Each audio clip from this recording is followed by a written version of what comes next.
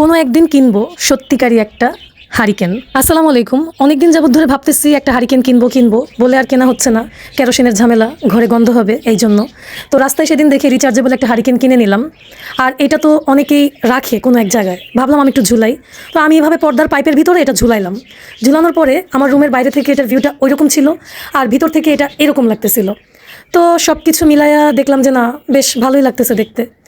আর এত সুন্দর মনে হচ্ছে, মানে এত খুশি লাগতেছে আমার হারিকেনটা কেনার পরে।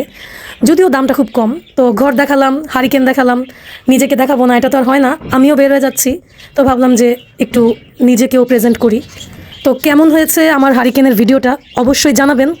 আর ছোট ছোট কন্টেন্ট ক্রিয়েটরের ভিডিও দেখে কেউ কমেন্ট করতে পছন্দ করে না, কারণ আপনাদের যদি একটা কমেন্ট পেয়ে আমরা বড়লোকস হয়ে যাই,